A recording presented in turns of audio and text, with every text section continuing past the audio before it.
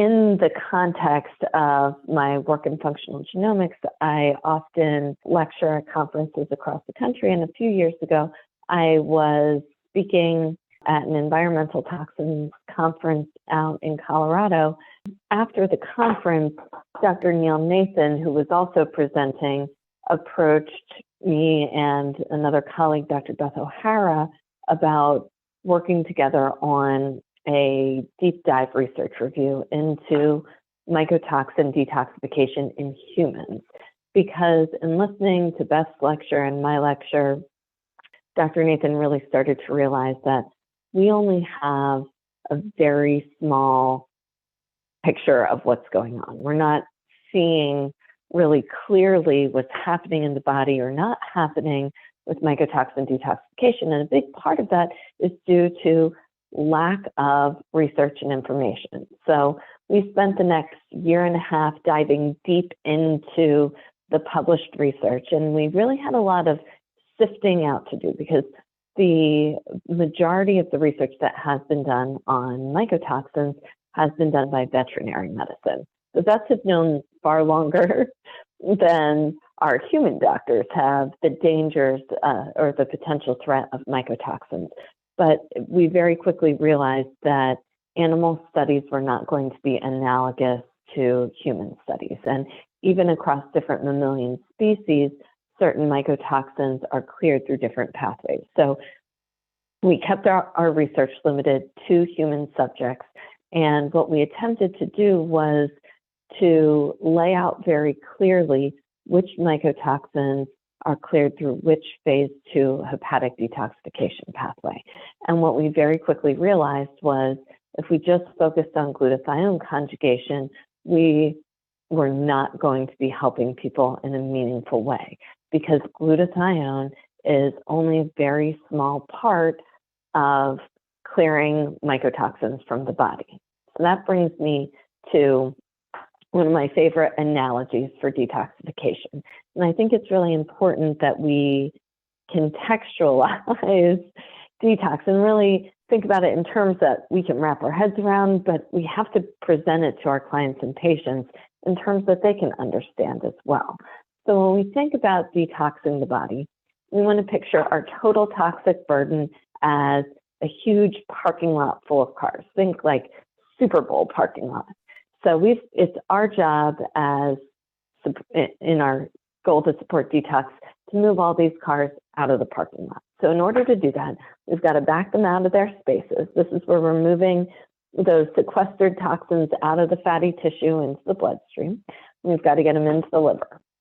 And so then they move through their little lanes. This is phase 1 detoxification with generally the cytochrome P450 enzymes. And then we pull into our 6 main lanes that lead up to the exit. And these are our 6 phase 2 conjugation pathways.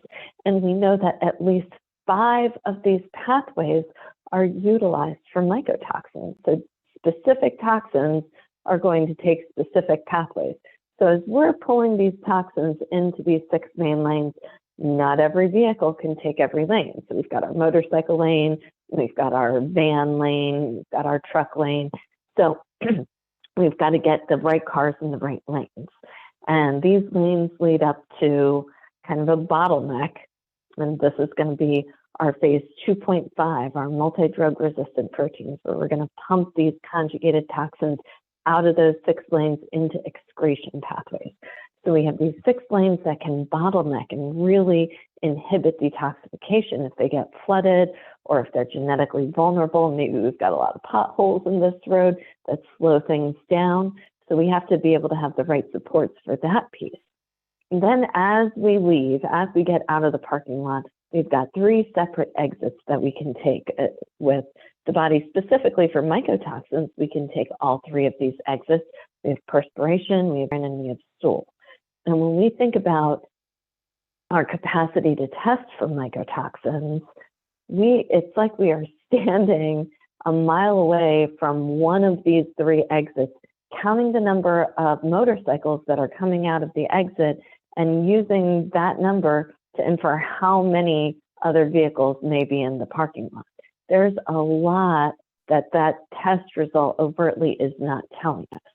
So when we can add these additional pieces, these additional clues about what is or isn't happening, clues from the functional genomics, from additional lab work, either blood markers or things like organic acid testing, in addition to the mycotoxin testing, we can get a much better insight into what's actually in the parking lot, which of these lanes need support, and if it's even the right time to support them. You know, if you've got a traffic jam at this bottleneck, or if one of your exits is totally blocked off, maybe because your client is constipated or can't perspire because of thyroid issues, then we've got to be able to assess which piece needs support and move that traffic out in a logical and predictable way so that we actually clear the parking lot rather than just seeing traffic jam after traffic jam.